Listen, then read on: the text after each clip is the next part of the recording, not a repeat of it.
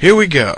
Once again, Vico Man has uncovered a golden turd for me, and I thank him dearly for it.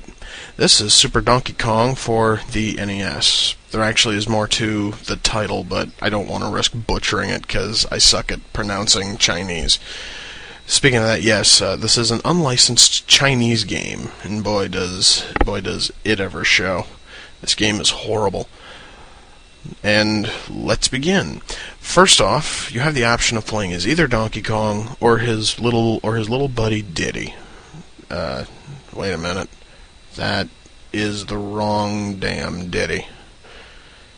We gotta fix this. Here we go. Perfect. There we go.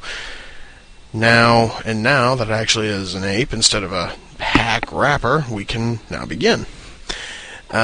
Now they happen to look like Donkey and Diddy on this screen, sure. But all that changes once you actually select one of them and the gameplay starts. Donkey Kong, he looks pretty much like just a, generic ape. His bow tie, not his bow tie, his necktie is completely missing, and that's something that kind of makes him stand out from, like your average ape. And Diddy just looks like some organ grinder's chimp with a baseball cap on. If it wasn't for the fact that we have a gorilla and a chimp with a baseball cap on, I would not have a clue exactly who in the hell these two idiots are. But since this is an unlicensed game and an NES game, I guess we can kind of let that slide. The graphics weren't as good as they were on the SNES, so you can't get as much detail. Cool. We can easily let that slide. Now, control is the real issue with this game.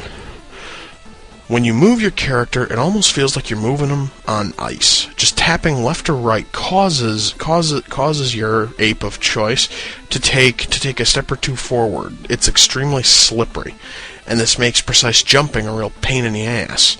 And with that in mind, what do you think the developers decided to put into this game? If you happen to guess jumping across little bitty platforms, you're right. And you'll often find yourself missing these platforms by just mere centimeters. And once you see your ape fall down one of these pits, you are probably going to want this game to fall directly into the garbage. But let's just continue with this. But they did actually have one thing accurate. Donkey Kong can do his little, like somersault roll, and Diddy can do his cartwheel. These are normally effective moves in the actual Donkey Kong Country games, but in this fucking thing, they're mostly worthless. You almost never hit anything with them, and it really isn't worth the bother doing them outside of the fact that you have to hold it down in order to run. So it's basically kind of like the start of your run. Now, everyone who's played Donkey Kong Country knows that there's a lot of awesome enemies in the games. They all look cool. But in this game, they're extremely bland. We have these little blue things, these weasel man-looking things, these purple spiky mold blobs, and oh yeah, the bees. These fucking bees are a pain in the ass. Everything else you can easily kill, well, except for the purple spiky mold thing. You actually have to just avoid that. But the bees, you can't kill except hitting them with a barrel. Oh yeah, I guess I should have mentioned that. Yes, just like Donkey Kong Country, this game does have barrels. And you can pick them up, you can walk with them, and you can throw them, but you can't jump and throw, so you can't kill every single one of these bees, so you're almost guaranteed to take a hit in certain points. But that's beside the point. Now, I've only gotten as far as these caves, which is not too far into the game. And I even once was able to master these god-awful fucking controls, make it all the way to the end. And then I found out something. There's no way out. I have sat there, and I've tried everything to get out, and there's no way out.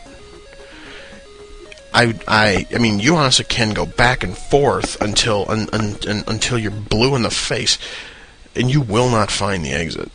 In the end, I just got fed up and opted to do a little bit of cliff diving. Yeah. Let me finish this by simply saying this. I've never been a fan of the actual Donkey Kong Country games, the official ones. I've always seen them as some of the earliest examples of graphics over gameplay.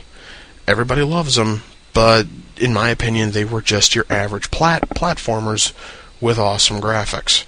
Now, with that said, those games are fucking masterpieces compared to the garbage I just showed you. Trust me, diehard fans of Donkey Kong, in any game that he's ever been in, will want nothing to do with this horrible disgrace to the video game world.